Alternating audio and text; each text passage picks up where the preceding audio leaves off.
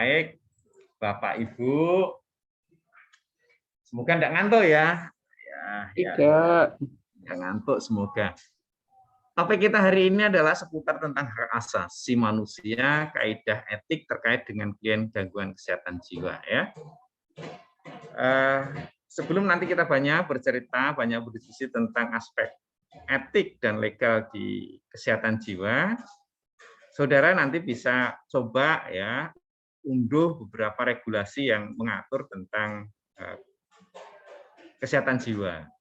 Yang pertama adalah kita sudah punya Undang-Undang Perawatan nomor 14 ya, tahun 2014 kalau nggak salah nanti kalau nomor.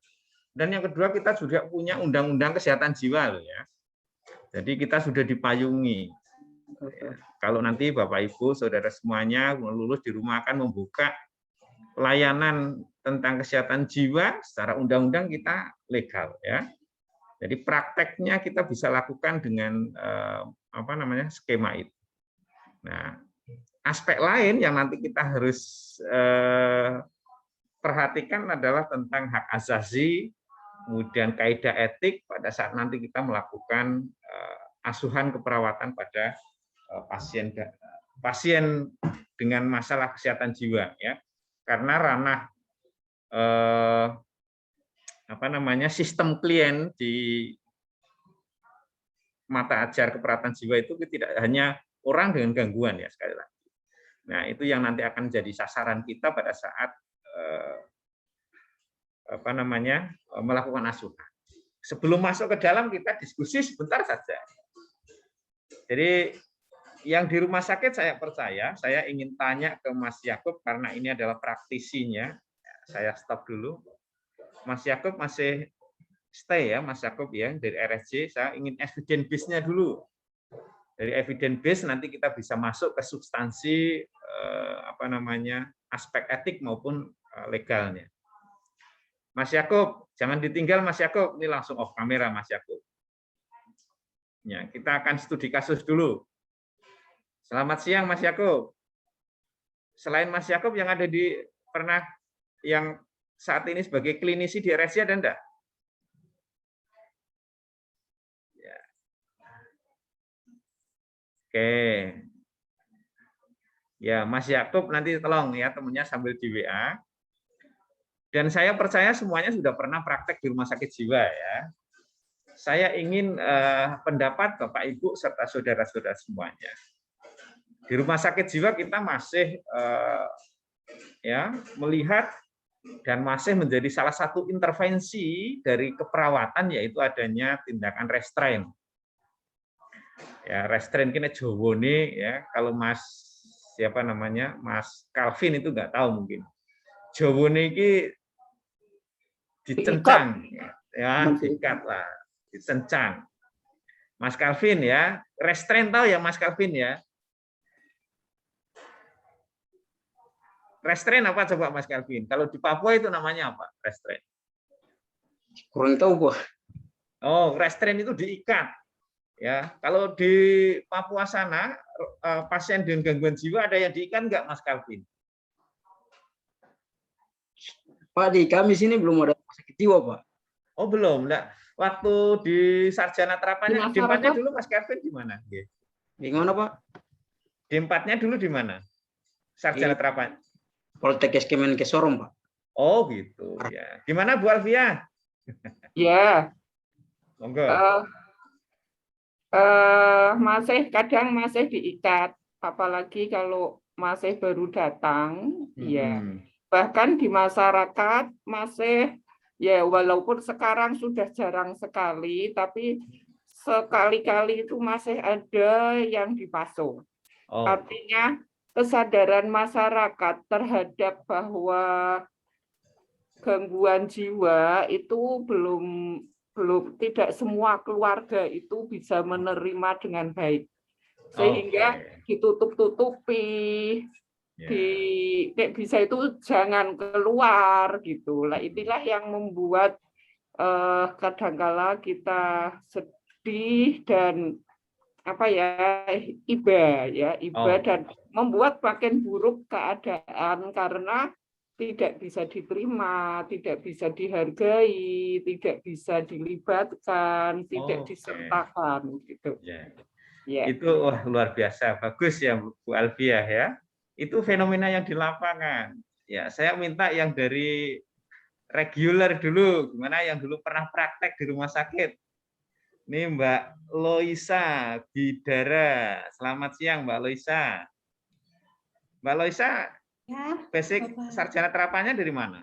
Dari Poltekkes Manado, Bapak. Manado. Dulu pernah praktek di rumah sakit jiwa ya? Iya, Bapak. Pernah di Rumah Sakit Jiwa Ratumbu Isang. Di mana? Ratumbu Isang, Bapak. Oke. Iya. Pada saat itu adakah pasien yang direstrain di sana?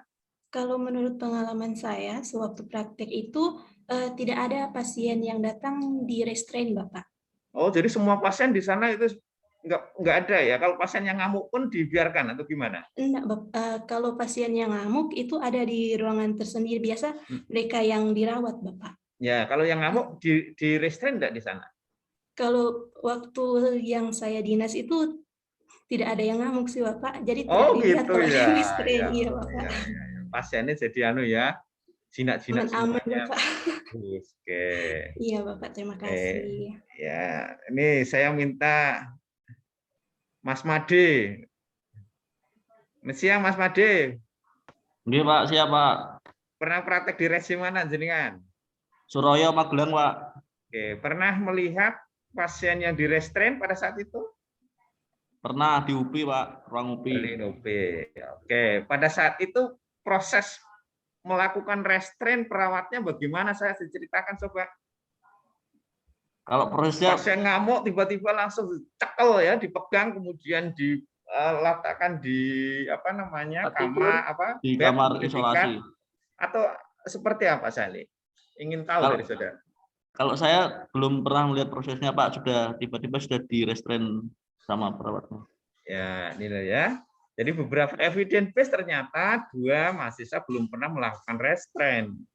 Padahal suatu saat saudara akan menjadi klinisi, bahkan mungkin praktisi perawatan jiwa.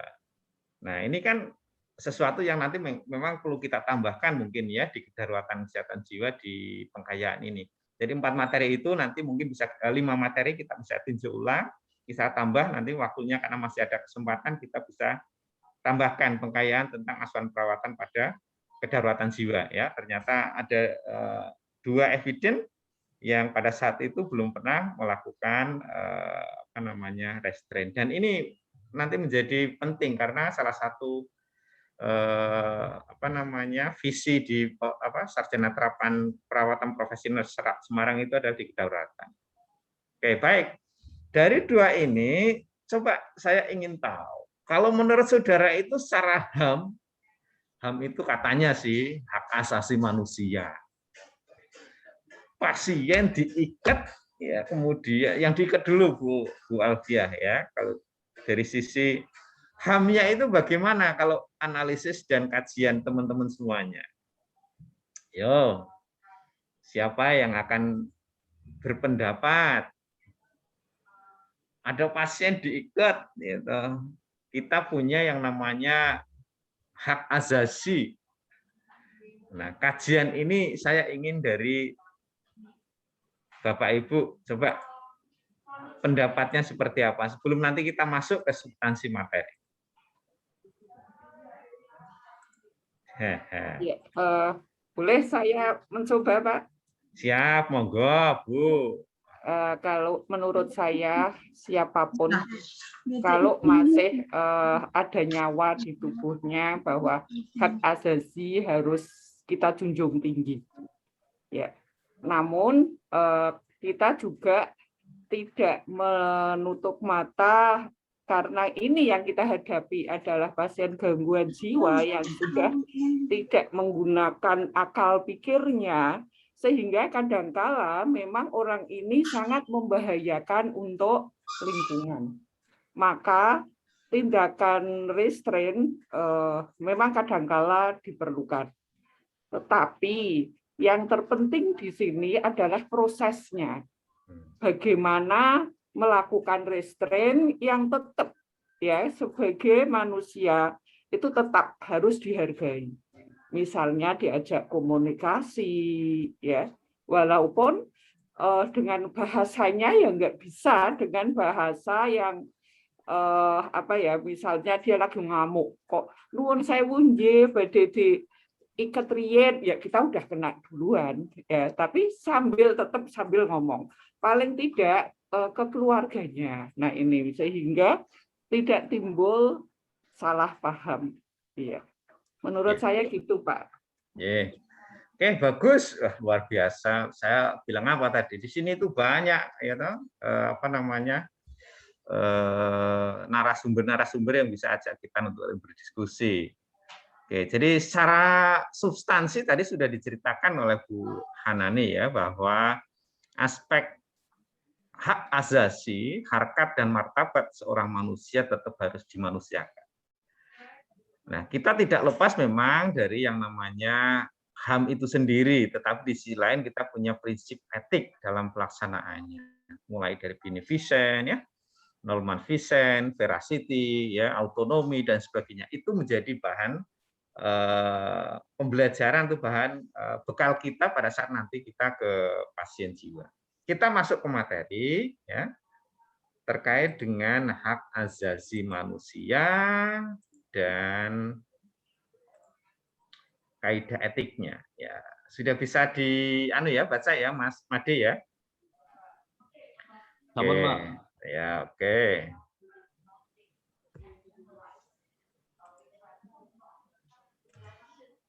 Ini materi kita, kalau mau berkoresponden dengan saya di email saya ya, sawapati@yahoo.com.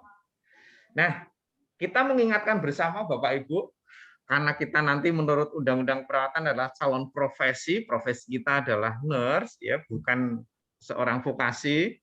Jadi jelas, makanya nanti sertifikat kita bukan serkom, tetapi serprof. Ya, kita sebagai seorang profesional, karena kita adalah seorang profesional, maka kita diberikan privilege, ya, diberikan keistimewaan untuk bisa melayani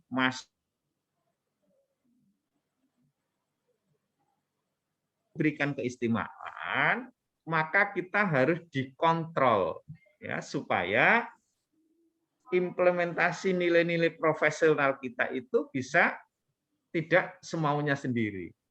Ya, oleh karena itu kita ada yang namanya self credentialing maupun self lisensi.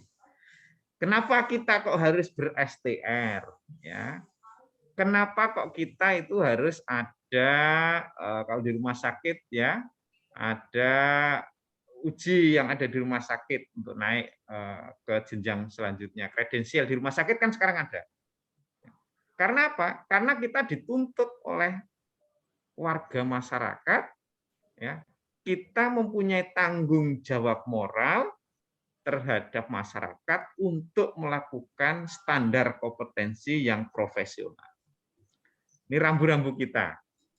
Nah, oleh karena itu, ya, agar kita tanggung jawab moralnya kita sesuai dengan standar yang sudah ditetapkan oleh keperawatan, ya, maka kita harus memenuhi beberapa aspek. Salah satunya adalah bagaimana kita harus paham benar tentang aspek etik, ya, legal, bahkan tentang harkat dan martabat seorang pasien dengan masalah kesehatan jiwa.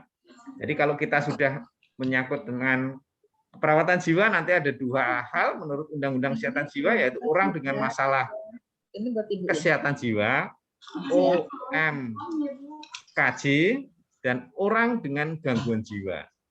ODGJ adalah mereka yang sudah didiagnosis gangguan jiwa. Kemudian kalau yang OMKJ adalah orang dengan masalah kesehatan jiwa, adalah mereka yang beresiko untuk muncul gangguan jiwa. Itu di Undang-Undang Kesehatan Jiwa. Nah, ini jadi kiblat kita ini mulai sekarang adalah ayo kita nanti karena sebagai seorang yang profesional maka kita mempunyai tanggung jawab moral, ya untuk melaksanakan standar kompetensi yang levelnya tinggi, tidak hanya wes yang penting aku ketemu pasien, tekon yang rumah sakit, Ya, pasiennya dikasih makan, kemudian tinggal duduk-duduk sambil bermain HP. Itu masa lalu ya, di rumah sakit itu masa lalu. Ya, masa yang akan datang kita punya ini ya, moral responsibility.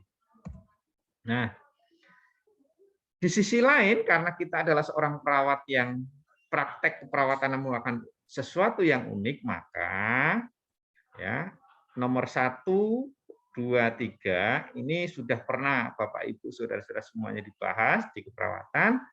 Yang terpenting ada dari sisi etik di keperawatan jiwa adalah melakukan peran sebagai advokator, ya, untuk bagaimana kita nanti sebagai perawat bertindak memberikan advokasi terhadap hak-hak pasien.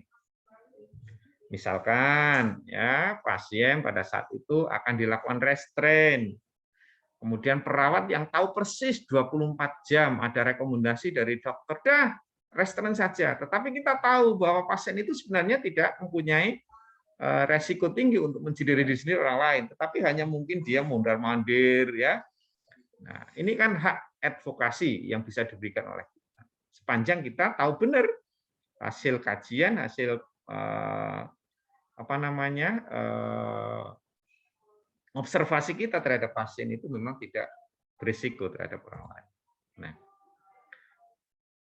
yang selanjutnya adalah bahwa keperawatan itu merupakan sebuah ilmu, ya, nursing. Kalau yang di mata ajar di saat semester 1 pasti ada konsep dasar keperawatan, ya. Kenapa keperawatan sebagai profesi dan merupakan sebuah ilmu? Karena di dalamnya itu merupakan sesuatu yang menyangkut hubungan antara individu dengan kita perawat, kemudian dalam saat melakukan ini menggunakan sains, ya. Nah, tetapi di dalamnya juga ada seninya. Artinya apa? Pada saat nanti saya ketemu dengan pasien, dengan orang dengan gangguan jiwa di Papua, dengan saya nanti komunikasi dengan pasien gangguan jiwa di Semarang, cara komunikasinya pasti akan ada seninya sendiri. Ya.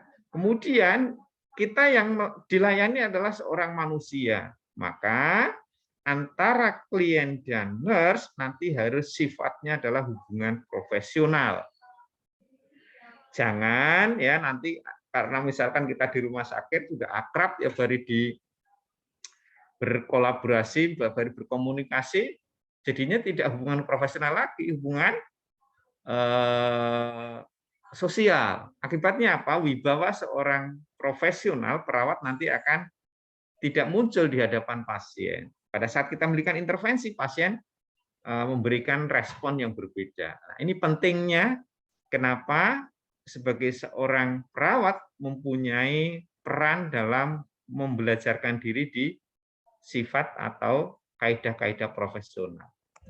Nah, ini konsep dasar kita ketemu dengan pasien yang pertama adalah rasa trust dulu. Bagaimana kita bisa di-trust pasien? Ya, kita juga harus membangun rasa trust kepada pasien. Kita janji misalkan jam 9 ya, pasiennya diajak ngomong, nanti kita ngobrol ya Mas ya jam 9. Di mana? Di teras. Ya, Anda setengah jam tidak datang atau mungkin 10 menit tidak datang. Satu sudah pasiennya tidak percaya. Ya, Bapak Ibu atau saudara-saudara semuanya, khususnya yang ini masih fresh graduate ya. Misalkan Anda janji ke pasien praktek, Mas, besok saya mau ujian, ngobrol dengan saya ya. Nanti kalau sudah nanti saya kasih uang. Nah, kemudian Anda menjanjikan sesuatu yang bagi Anda mungkin membuat pasien mau, tetapi di sisi lain trust Anda, kepercayaan pasien kepada saudara itu hanya sebatas uangnya saja. Oleh karena itu, prinsip-prinsip membangun rasa percaya ini kan sudah diberikan di mata ajar komunikasi, ya. berempati, cinta, otonomi. Jadi artinya bahwa suatu saat kita sebagai perawat itu juga mempunyai kemampuan untuk memberikan hak-hak otonom kepada pasien, di samping kita juga mempunyai otonomi untuk melakukan tindakan independen, ya, dengan melakukan prinsip-prinsip yang ada, ya. Timbal balik, jangan, yang penting tidak marah. Ya, yang penting pasiennya ngamuk, orang ngamuk, bicara nih, gitu.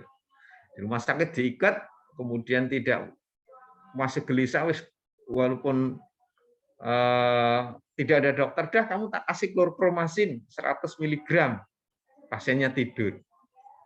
Ya, tidak seperti itu yang kita harapkan, ya. Ya, jadi harus ada hubungan timbal balik. Pasien percaya pada kita, kita juga harus memberikan hak-hak dia sesuai dengan kaidah-kaidah di keperawatan. Kemudian kita harus kontrak. Kontrak artinya sesuatu yang akan kita berikan itu pasti bertujuan dan diawali dengan adanya kontrak yang diterapkan kepada pasien. Ini yang tadi kita sampaikan di awal, Bapak Ibu. Jadi kita nanti ya belajar di profesi nurse stase jiwa, kita kliennya itu tidak hanya seorang individu. Ya, oleh karena itu nanti target kompetensinya pun bisa ke sistem klien ini semuanya. Sistem klien di keperawatan jiwa ada individu, artinya nanti kita akan ketemu dengan pasien gangguan jiwa secara individu. Kemudian keluarga, kita nanti akan merawat keluarganya mungkin dengan family terapi, ya. Kita akan juga menyasar pada kelompok-kelompok khusus. Siapa dia? Misalkan kelompok khusus dengan psikotik, boleh. Khusus psikotik nanti kita sasar, kita kumpulkan. Kelompok khusus pasien dengan gelandangan, ya boleh kita sasar.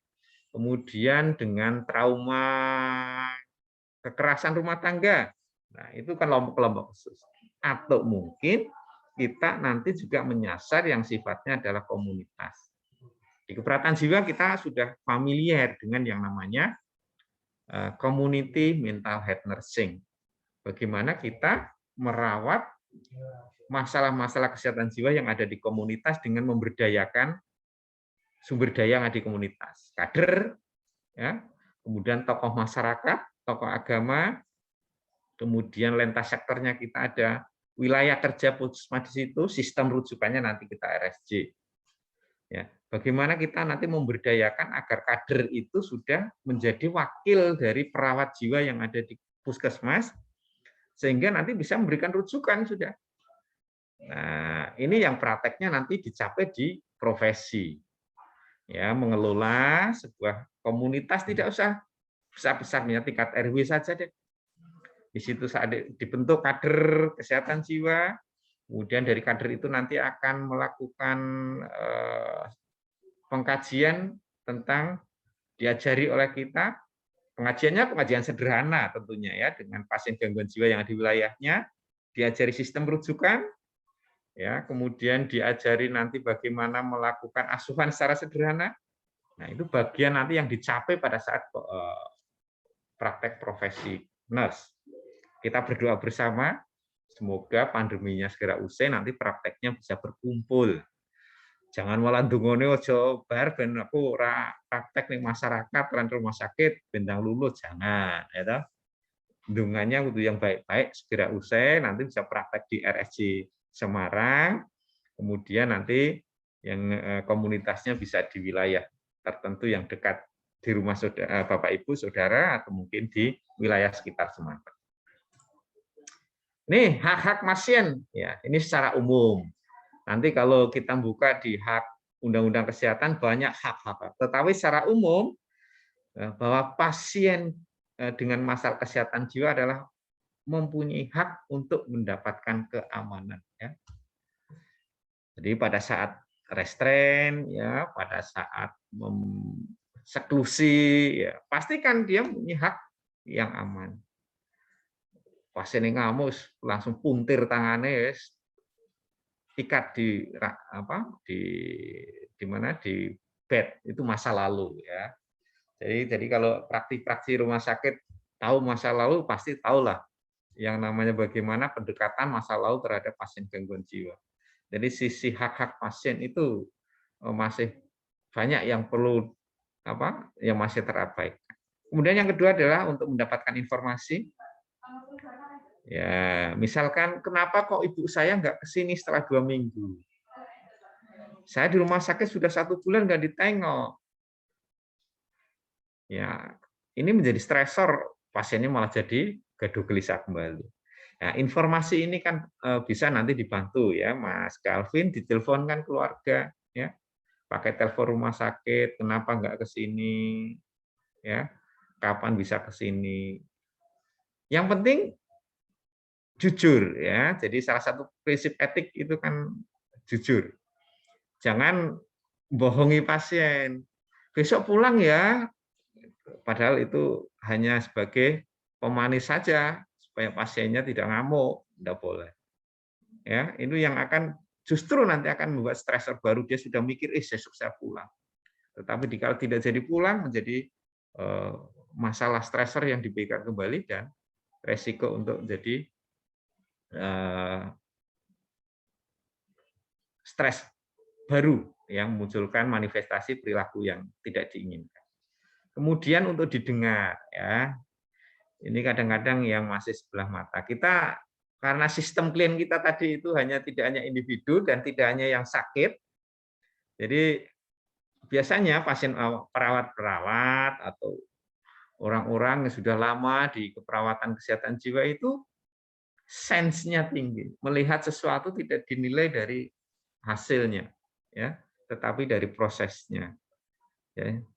Karena apa? Karena kalau kita sudah melihat seseorang dengan gangguan jiwa, kita harus melihat bahwa siapapun mereka itu adalah orang yang nanti berpotensi untuk bisa mempunyai sesuatu yang bermakna untuk diri sendiri maupun untuk lingkungan.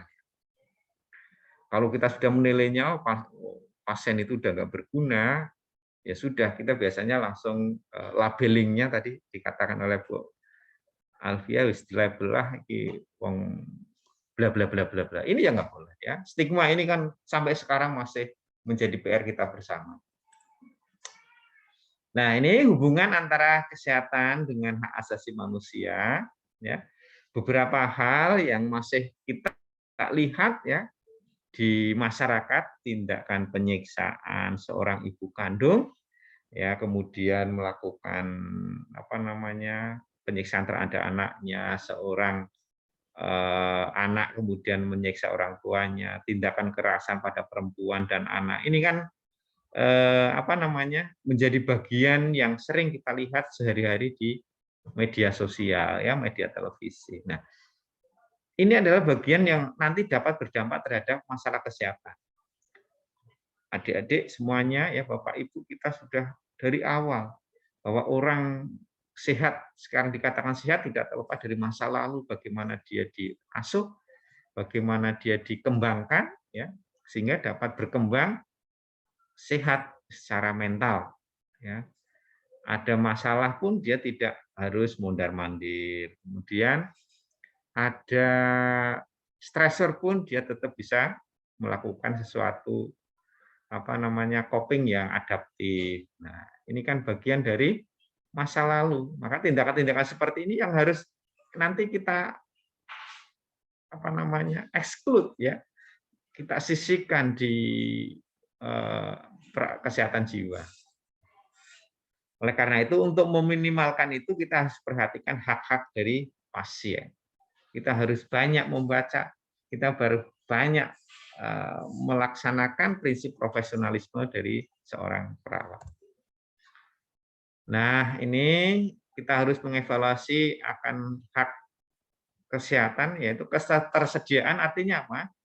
Di Fasiankes itu sebenarnya tersedia enggak layanan kesehatan yang berhubungan dengan jiwa? Sekarang bagi puskesmas itu sudah banyak perawatnya yang dilatih tentang community mental health nursing, yang salah satu kompetensinya adalah sebagai perawat jiwa.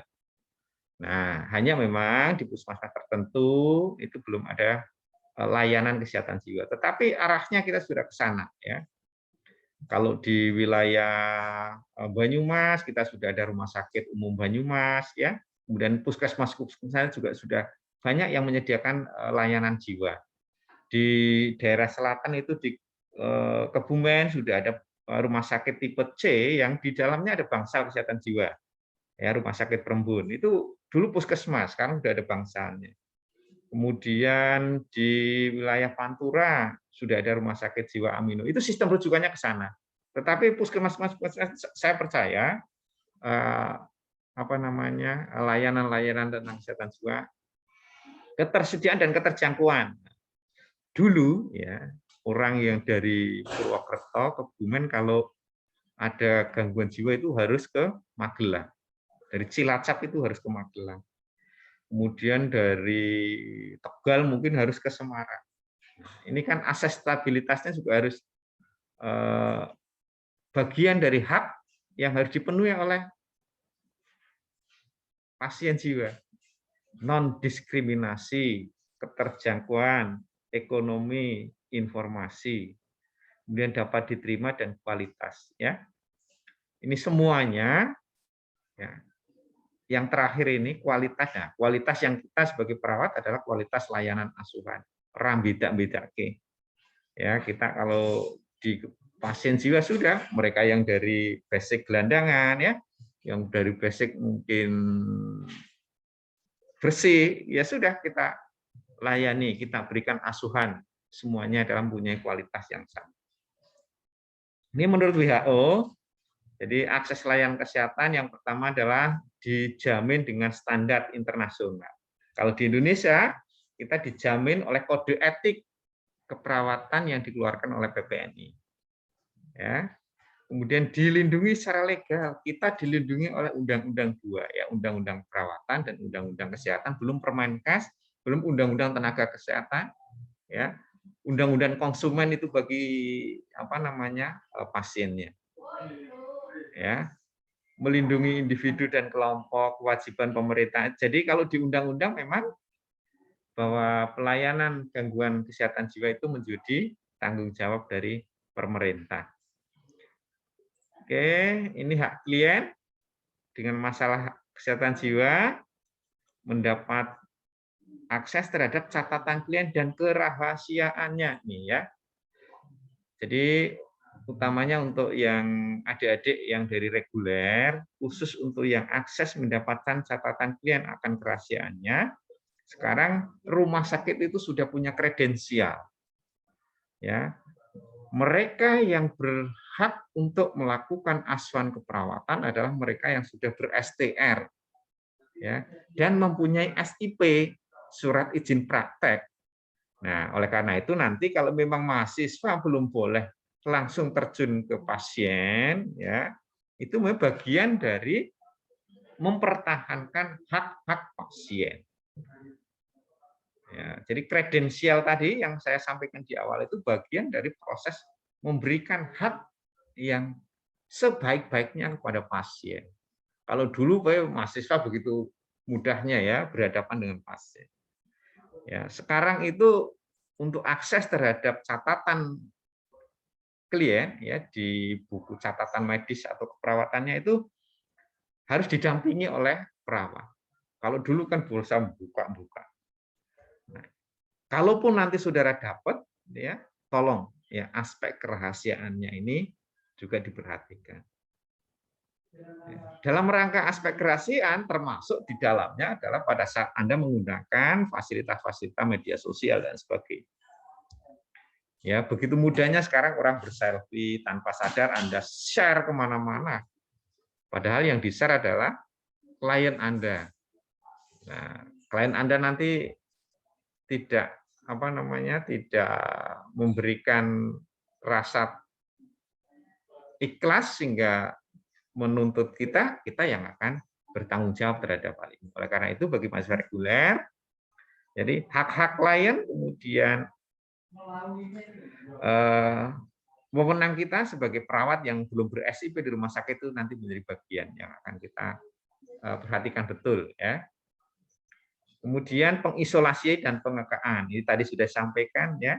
Restrain dan pengekangan itu ternyata memang diperbolehkan dalam kesehatan jiwa.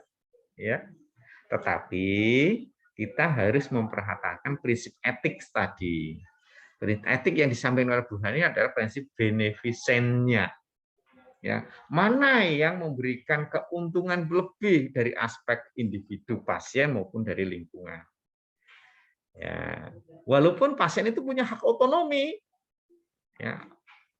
Jadi dari etik itu kan ada beberapa prinsip etik, prinsip otonomi. Pasien berhak untuk memilih sesuai dengan keinginan dirinya. Tetapi perawat juga punya prinsip yang namanya beneficent untuk memberikan penjelasan kepada klien mana yang memberikan keuntungan sebaik-baiknya untuk si pasien dan lingkungan tentunya. Nah, jadi kita dalam rambu-rambunya itu menerima treatment, menolak treatment. Nah, ini ya.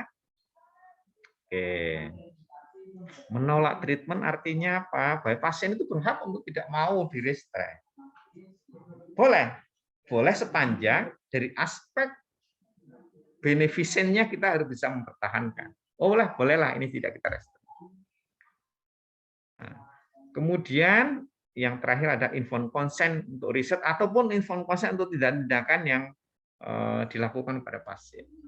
Di Undang-Undang Kesehatan Jiwa ada siapa yang berhak seandainya pasien pada saat itu secara mental tidak mempunyai kemampuan untuk memahami sebuah isi materi yang ditandatangani.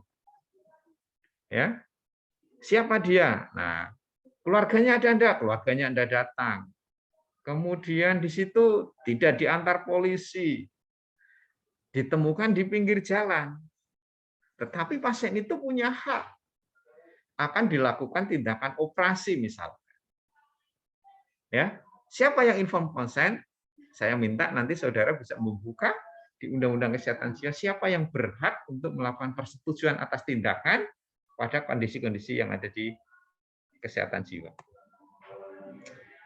Ini hak klien jiwa dirawat di institusi kesehatan, hak bebas berkomunikasi ya, menyimpan milik pribadi, bebas beragama, bekerja, jika memungkinkan, mengelola properti, melaksanakan keinginan, berhubungan kontrak, belanja. Nah, ini semuanya disesuaikan dengan layanan dan standar operasi yang di rumah sakit masing-masing tentunya ya.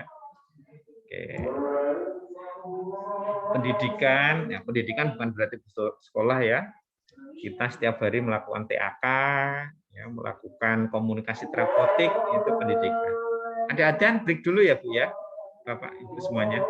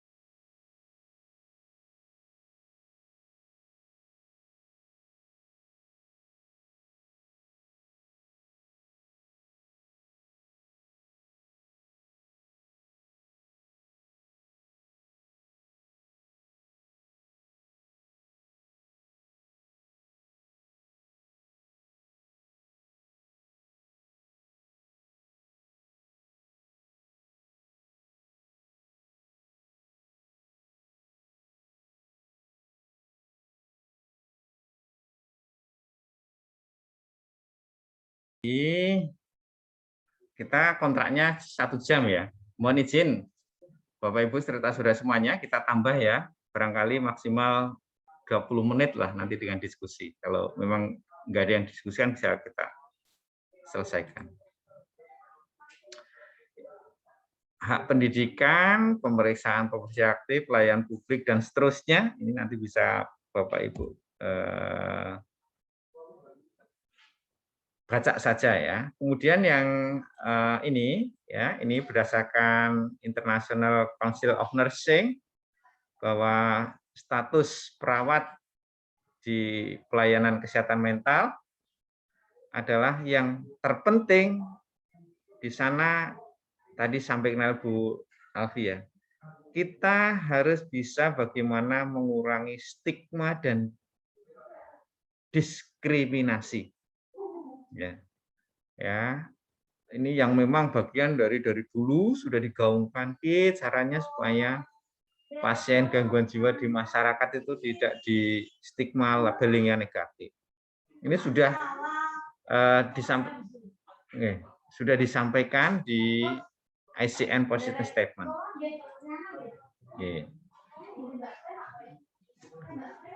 Kemudian komponen dari stigma ya. Kita akan menyebut stigma itu yang seperti apa? Yang pertama adalah labeling. Contohnya ya, dasar wong idian. Nah, itu labeling. Ya, kemudian stereotipi, penilaian negatif ya terhadap dirinya. Kemudian bagian dari pembeda-bedaan antara satu dan yang lainnya. Kemudian atau tiga-tiganya ini dilakukan semuanya komponen. Ini kalau kita pada saat melakukan asuhan melakukan 3 komponen itu berarti kita melakukan stigma. Ini diskriminasi dari dampak stigma, misalkan tempat tinggal di rumah.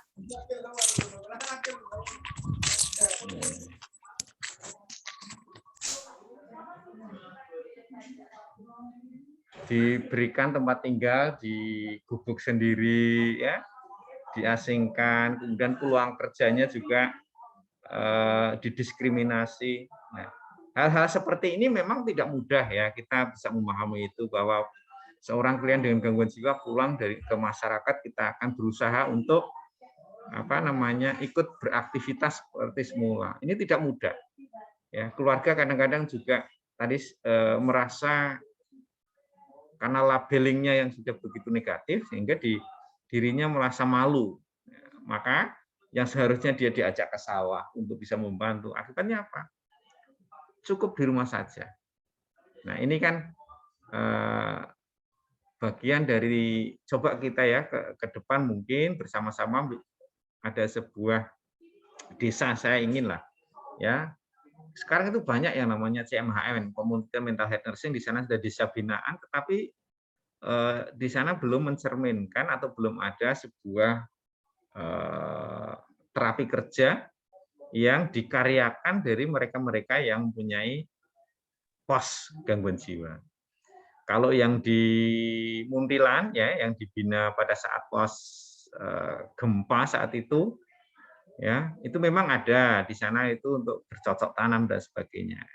Coba nanti kita bareng-bareng ya, kebetulan ini kelasnya adalah kelas yang luar biasa, ada Bapak Ibu praktisi, kemudian adik-adik yang punya energi cukup, nanti bisa kita bikin pilot project wilayah binaan yang continuing. Di sana itu misalkan ada ODGJ pos rawat, bisa dikaryakan dan karyanya itu bisa mempunyai nilai ekonomi. Nah, ini kan bagian dari proses bagaimana untuk mengurangi stigma. Kalau selama masih peluang kerjanya dibatasi, tempat tinggalnya masih dibedakan, akses pendidikan juga. Ini tidak hal yang mudah memang ya. Kita paham tahu itu semuanya, tetapi tidak berarti kita tidak boleh mencoba. Ya, ini coba nanti kita bareng-bareng ya untuk yang kelas ini kita cari wilayah binaan ya. Kemudian di situ kita coba untuk mengkaryakan pasien-pasien pos atau dengan gangguan jiwa yang sudah adaptif bisa melakukan proses itu. Ini perawat ya, saya percaya Bapak Ibu sudah semuanya sudah fasih tentang ini ya. Kemudian menyedam stigma. Nah, ini kemarin pada saat di sarjana terapan pasti sudah diberikan. Ya. Pengaruh legal dalam praktek perawatan jiwa kita, perawat pemberi layanan, nanti kita akan berperan sebagai warga negara, kita akan memberikan hak-hak pasien, kita juga sebagai karyawan akan memberikan layanan yang baik terhadap pasien maupun terhadap sesama karyawan. Maka dalam segitiga ini, ya, peran sebagai perawat, sebagai pemberi layanan nanti akan saling memahami akan dirinya. Oh, saya sebagai warga negara berarti saya hanya ikut berkontribusi terhadap negara kita. Ya, kita saat ke pasien berarti kita harus memperhatikan hak pasien. Ini keterampilan etik kita, ini sebenarnya nanti bisa banyak dibaca di Kode Etik Keperawatan Indonesia ya secara umum, tetapi secara khusus di keperawatan jiwa itu kita harus mampu ini ya mempertimbangkan masalah-masalah yang berhubungan dengan etik. Ya. Masalah yang berhubungan dengan etik ini nanti hubungannya dengan dilema etik. Ya. Jadi kalau Bapak Ibu waktu etika nursing ya, nursing ethics, di situ ada kasus yang namanya dilema etik. Nah, kalau saya laksanakan di sini tidak sesuai dengan benar salah ya, etik kan berkaitan dengan benar salah. Tapi kalau ini tidak dilakukan akan berdampak terhadap masalah pada pasiennya. Nah, ini adalah namanya dilema. Nah, proses penyelesaian terhadap dilema etik masuknya nanti di komite etik. Nah, ya. Komite mana? Ya komite etik perawat. Nah, ini dulu sudah diberikan Bapak Ibu saudara-saudara semuanya waktu di etik keperawatan, etik.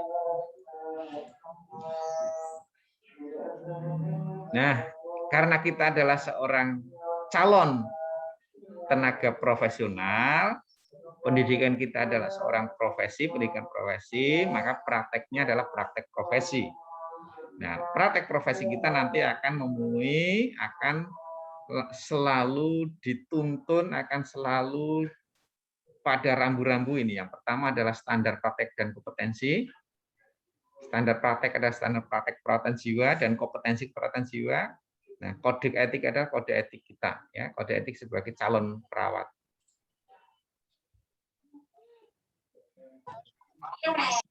Ini kalau hukum apa dan sebagainya bisa dibaca di bahan ini, ya. Jadi seorang perawat nurse kita nanti dituntut untuk tadi melakukan praktek yang profesional. Di dalam arti profesional berarti kita harus sesuai dengan standar, kemudian juga harus sesuai dengan kode etik. Ya. Nah, sesuai standar ini kaitannya dengan aspek legal. Ya, legal aspek. Kita punya undang-undang. Nah, untuk memenuhi standar ini, maka seorang profesi itu dibatasi oleh rambu-rambu pendidikan formal. Jadi ya memang kalau yang namanya profesi ya mereka yang nurse. Ya, kalau dia yang diplomatika, apakah dia profesi? Bukan. Dia adalah vokasi. Nah, jadi nanti kita semuanya Bapak Ibu Saudara itu sudah seorang profesi, dibuktikan dengan apa? Nih, registrasi dan lisensinya adalah sebagai seorang nurse. Ya, kita sudah mempunyai privilege. kita sudah kompeten, dibutuhkan STR-nya. Ya. Nah, siapa yang menerbitkan ini? Nah, badan atau konsil yang berwenang. Kalau kita sekarang adalah KTKI. Karena itu yang nanti ini lanjut, berarti saudara-saudara semuanya nanti akan terregistrasi sebagai seorang nurse setelah lulus sertifikasi profesi, yaitu ujian kompetensi.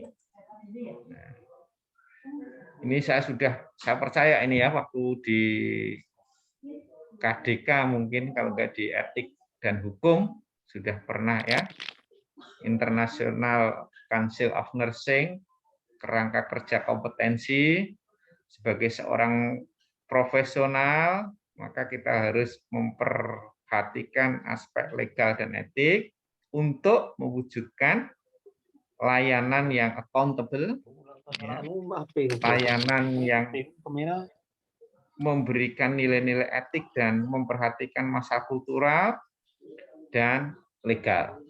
Ya. Kemudian prinsip memberikan layanan, ya. Makanya kalau di sini nanti fokusnya adalah bagaimana kita akan memberikan asuhan perawatan.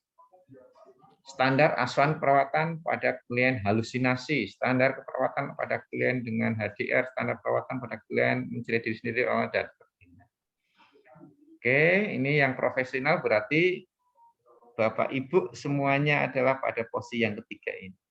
Dalam rangka untuk pengembangan profesional, continuing education. Ya. Ini tadi sudah. Ini sepertinya tidak perlu banyak dibahas. Ini ya, Bapak Ibu semuanya, intinya adalah pada saat Bapak Ibu nanti melakukan asuhan keperawatan pada sistem klien. Sistem klien kita adalah ada individu, keluarga, kelompok, dan masyarakat. Di situ rentangnya adalah sehat sampai sakit, maka lingkup profesional kita adalah melakukan aspek perhatian yang lebih pada aspek sisi etis dan legal. Rambu-rambu sisi etik nanti kita ke kode etik keperawatan, legal etik kita mengacu kepada standar yang ada di rumah sakit yang terendah, kita kepada undang-undang keperawatan, undang-undang kesehatan jiwa, kemudian profesionalisme kita dibuktikan dengan tadi aspek pemberi layanan kita sudah sesuai dengan rambu-rambu yang ada. Saya kira itu teman-teman semuanya sebagai pemicu kita untuk mungkin nanti awal sebelum terjun banyak di keperawatan jiwa. Ini beberapa regulasi yang bisa Bapak Ibu baca ya. Oke. Dan saya percaya bahwa Bapak Ibu semuanya sudah tidak sudah segera ingin kapan kita ke masyarakat, kapan kita ke rumah sakit untuk mengimplementasikan tadi. Karena apa? Karena kalau kita hanya berteori saja tadi kita biasanya mudah lupa ya. Tapi kalau sudah ke rumah sakit nanti kita akan banyak ketemu dengan kasus-kasus yang nyata. Oke, kita lebih 7 menit. Kita buka sesi diskusi atau mungkin ada sesuatu yang ingin disampaikan. Saya buka, silakan.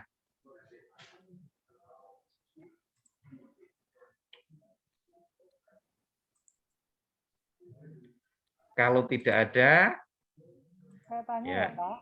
Oh silakan, monggo. Nah iso tak jawab orang GR. Gampang. Ini Pak, saya mungkin sudah tertinggal jauh ya zamannya ya. Karena ternyata perkembangan keperawatan jiwa sudah sedemikian majunya, sehingga kita itu kadang nggak menyadari bahwa zaman sekarang itu udah beda loh dengan dulu gitu. Saya lihat di teori-teorinya tadi yang disampaikan Pak Sawab, itu kan sangat gimana ya, kalau kita pastikan memang idealis ya, bagaimana seharusnya keperawatan jiwa itu bisa ditanamkan, bisa diimplementasikan. Tapi pada kasus kenyataannya saat ini, saya menemukan itu justru saya punya tetangga yang dengan gangguan jiwa ya. Itu kok ketika dia masuk ke rumah sakit jiwa, dia tidak membaik, itu malah tambah apa ya? Menurut saya tidak konstruktif ya. Jadi dia malah apa ya, sifatnya itu lebih merusak ya gitu. Padahal sebelumnya saya lihat dia masih bisa diajak bicara, masih dimintain keluhannya seperti apa, masalahnya seperti apa, itu masih bisa diajak bicara. Tapi setelah dia di rumah sakit jiwa, dia itu malah kesannya apatis ya. Jadi tidak mau berkomunikasi dengan orang lain, dengan ibunya sendiri nggak mau ya, karena kebetulan dia tidak punya ayah. Terus setelah 2 tahun dirawat, dia pulang, di rumah itu juga dia mengasingkan diri ketika kita temui tidak mau. Nah, seperti ini apa yang bisa kita lakukan untuk melakukan penerapan kasus seperti ini, Pak? Karena sebetulnya itu kan dekat dari rumah gitu loh, setiap hari. Oh iya, luar biasa. Terima kasih Bu. Nah, ini kita memang luar biasa kalau belajar ya dengan praktisi, semuanya kita berbasis evidence base. Di dekatnya Bu Wiji luar biasa. Makasih Bu Wiji, ini bisa menjadi pencerahan untuk kita semuanya ya. Kadang-kadang antara apa yang kita inginkan dengan fenomena di masyarakat memang ada gap ya, ada gap. Tetapi bukan berarti dari bagian gap ini ada sesuatu yang semuanya seperti itu juga tidak. Iya. Ya, oke. Silakan mungkin sebelum nanti kita sampaikan ada berpendapat dulu. Silakan. Dibawa ke rumah sakit orang tambah mari kok malah tambah Malah tambah berat. Nah, ya. Singkatnya gitu ya Bu ya? Iya Pak. Iya, dibawa ke rumah sakit orang tambah mari. Apalagi kalau yang masih awam, kalau saya nanti setelah mondok di rumah sakit ya butuh sembuh. Kayak lara tipes nek wis dikai obat baru kuwi sembuh. Kan nggak bisa juga. Ya. Nah, saya yuk silakan siapa yang praktisi ini? Di sini ada yang ada di banyak kok praktisi-praktisi di sini. Yang ada itu di Resi Pak Yakub itu. Mas Yakub mana tadi belum? Nih, Mas Yakub. Assalamualaikum. Mas Yakub. Ya, mungkin masih ada kesibukan. Baik. Bapak Ibu, nah ini jadi ya, kita banyak bercerita nih Bu. Kasus di mana seorang pasien dibawa ke rumah sakit jiwa itu ada berbagai motivasi dari seorang keluarga ya. Iya, betul. Ya, biasanya motivasi pertama wis daripada ngerepotin yang rumah jajal wis pokoknya tak bawa. Tanpa ya, sekali lagi tanpa ada kajian, tanpa ada aspek tadi internalisasi dari pihak keluarga. Sebaiknya itu anak ini saya kebawa kemana, ke rumah sakit kah, atau mungkin justru ke yang lain. Nah, oleh karena itu ya kalau seperti ini biasanya adalah perawat yang akan masuk di sana. Harus ditelusuri dulu Ibu ya. Kenapa kok sampai anak yang masih bisa diajak komunikasi, masih bisa misalkan copingnya masih baik, sampai dibawa ke rumah sakit. Ini dari sisi keluarga itu harus kita ketahui dulu. Apakah ada unsur misalkan rasa sudah jenuh, rasa sudah putus asa, atau ada rasa memang ben kapok udah kamu bisa bawa ke sana gitu. Betul. Itu kalau ada sisi seperti itu maka pendekatannya kita melakukan terapi keluarga. Ya, tapi tidak mudah ya. Jadi ke keluarga kita kadang-kadang ya justru jawabannya nyekak kita sendiri kok. Bapak ora ngrasake kok Pak, sing ngrasake kula kok Pak. Cobi-cobine Bapak dados kula njuk pripun. Nah, itu kadang-kadang juga itu bagian dari sesuatu yang kita harus mendengar bahwa sekali kita ke keluarga itu mungkin tidak selamanya harus sesuai yang kita inginkan. Kadang-kadang kita harus mungkin 2 kali, 3 kali, baru mungkin keluarga itu menyadari. Biasanya cara kita masuk keluarga dengan menjelaskan pengalaman-pengalaman atau mungkin syukur kita membawa satu contoh yang bisa dihadirkan kepada keluarga itu. Yang sangat sederhana, saya pada waktu itu di Bogor ya, seorang keluarga, ibu dan bapak, kenapa di antara bapak ibu sudah sudah lansia lah, itu sampai ibunya itu disuruh pergi dari rumah, ya. Setelah kita lakukan terapi, triangle terapi, anaknya kita hadirkan, ibunya kita hadirkan, bapaknya kita hadirkan, yang sebelumnya diawali dari kita tahu dulu masalahnya dari sisi individunya masing-masing. Jadi nanti kalau ibu di terapi keluarga ada yang namanya triangle terapi ya, terapi segitiga. Sebelum kita nanti akan mempertemukan 3 pihak-pihak itu, kita masuk ke individunya masing-masing, versi ini bagaimana, versi ini bagaimana, versi ini bagaimana, bertemu dalam satu, nanti kita sebagai mediator untuk mengambil keputusan. Ternyata ada komunikasi yang tidak sampai, Bu. Keinginan dari seorang istri ya, yang sebenarnya itu kalau disampaikan ke suami mungkin bisa memahami. Ya, karena dia sudah menopause, sudah tua dan sebagainya, tidak memberikan pelayanan yang baik pada suami, yang semuanya marah, dan itu tidak diungkapkan.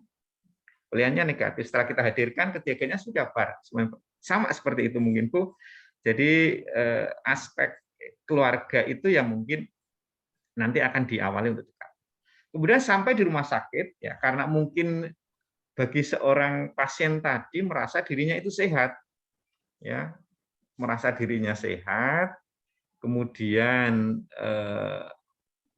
dan dimungkinkan mungkin ya diagnosisnya itu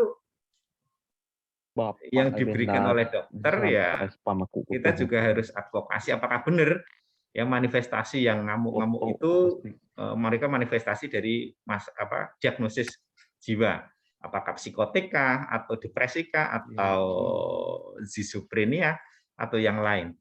Itu kadang-kadang kita juga perlu advokasi. Saya punya klien ya depresi dengan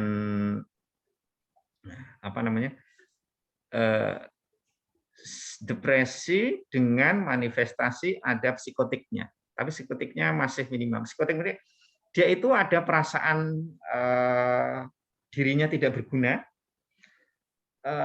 merasa seperti tidak ada harapan, tapi sudah muncul perasaan ada suara-suaranya. Itu depresi yang muncul ada manifestasi psikotiknya. Nah, setelah ke dokter, ya ke dokter, awalnya saya mendampingi dan sebagainya, diberikan antidepresan, kemudian langsung diberikan antipsikotik, langsung antipsikotik itu Abilify itu seperti chlorpromazin 100 mg, diberikan 50 mg. Apa yang terjadi? Pasien sampai rumah bisa tidur, ya. Yang terjadi setelah itu pasiennya lemas, kemudian trauma. Nah, terus kalau dari sisi dokternya kan yang penting suara-suaranya hilang, kemudian depresinya sudah menurun. Tetapi setelah saya cari tahu, permasalahan pada keluarga adalah penyebabnya di dampak pandemi ini. Dia sudah lansia di rumah berdua, ya. Dikala itu dia sudah tidak bisa melakukan aktivitas sosial keagamaan. Anaknya sudah pergi semuanya, ya. Jadi kita semuanya nanti ada pada situasi yang namanya sindrom sarang kosong. Kita sudah menopause, kemudian ditinggal keluarga yang dicintai, merasa kesepian sendiri, di situ manifestasi depresi akan muncul. Ya, depresi akan muncul, kemudian ternyata sederhana, Bu. Dia tidak bisa pengajian, tidak ada orang yang bersama dia berkumpul, merasa kesepian, ya, merasa ketakutan dengan informasi berita-berita yang ada di rumah. Nah, terus setelah itu saya coba, baik kalau seperti itu, coba nanti waktu ke dokter, obatnya kita sampaikan, kemudian saya nelpon kepada anak-anaknya untuk memberikan support dalam artian karena kondisi pandemi memang tidak pulang karena orang-orang jauh, seminggu sekali bergantian untuk menelpon, mengabarkan, dan mengajak komunikasi, kemudian suaminya yang sering melakukan aktivitas berlebihan di malam hari saya suruh di rumah. Alhamdulillah Bu, yang tadinya harus dia Abilify-nya hilang, sekarang cuma antidepresan saja. Artinya apa? Memang kondisi-kondisi seperti ini yang multi pendekatan lah nek basa Jawa. Orang mau obat tetapi juga aspek akar masalahnya sebenarnya apa. Itu yang kadang-kadang sulit untuk kita dapatkan. Saya kira demikian Bu Wiji, terima kasih kasusnya. Terima kasih Pak. Cukup? Ya, saya kira cukup ya, sudah jam 12.19. Monggo. Saya mau bertanya nih Pak. Oh ya, siapa? Kenalkan namanya. Saya Abner Calvinsu dari Papua Barat, Sorong. Sorong, baik. Di daerah saya ini kan kebanyakan pasien yang gangguan jiwa ini terlantarkan begitu, tidak diperhatikan oleh pemerintah, keluarganya. Terus di rumah sakit di Sorong juga kan tidak ada rumah sakit.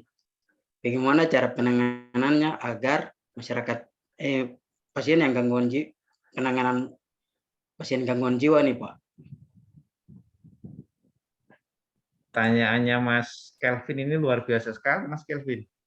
Ya, Oke, Mas Kelvin, saya diceritakan dulu dong, waktu di Sarjana Terapan waktu itu, kalau kita menghadapi ada pasien yang gangguan jiwa di masyarakat, apa yang dilakukan waktu itu, Pak Kelvin?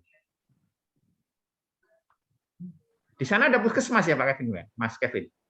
Iya, ada puskesmas, Pak. Oke.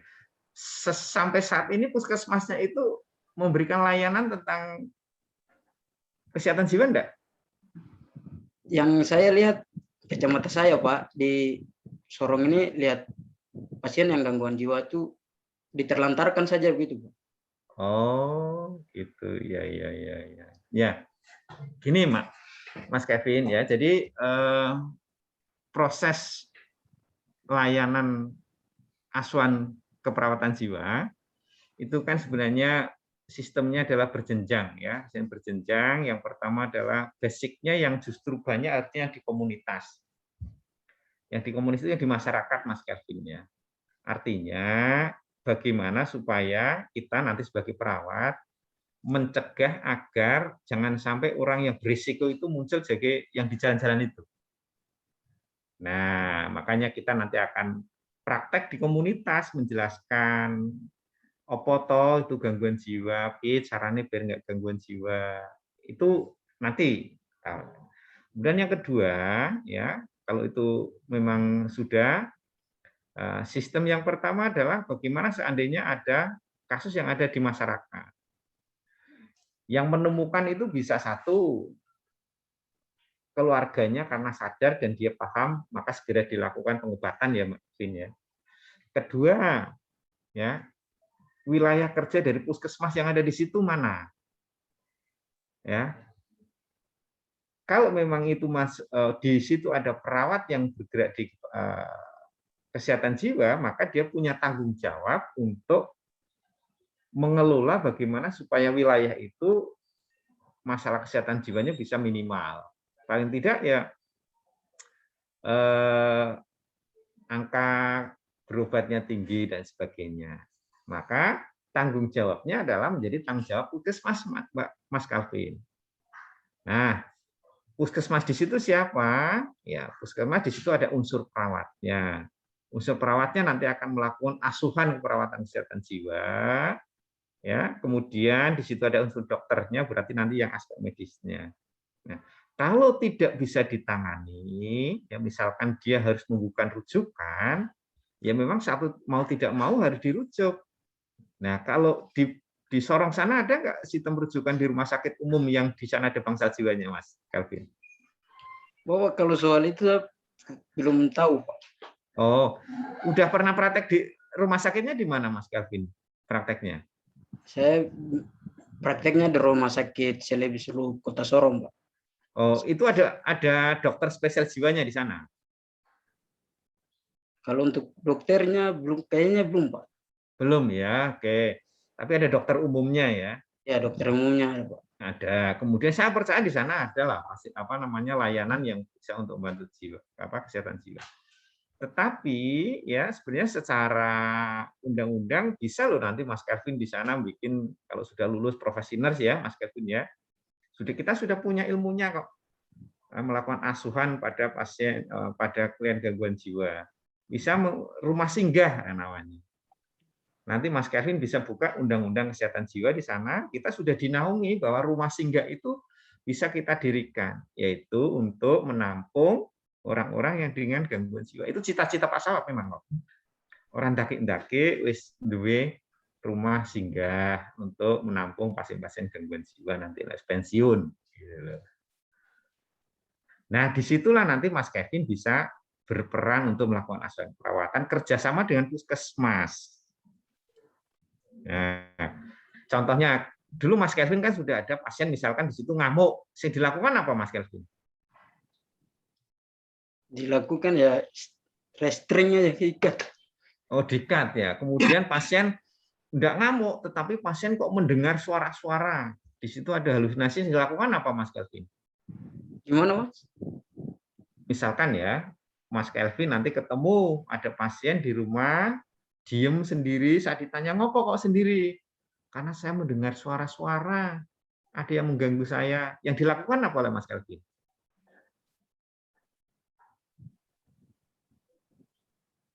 Langsung diikat? Tidak, Mas. Enggak ya. Terus diapain? Mengajak komunikasi yang baik dengan pasien tersebut. Nah, ngajaknya gimana coba? Ditanya tak, Bapak, kenapa Bapak diam sendiri? Apakah Bapak mendengar suara-suara? Iya. Kalau seperti itu saya ajarkan ya, agar Bapak tidak mendengar suara-suara. Mau nggak, Pak? Gitu dong. Ya, tak?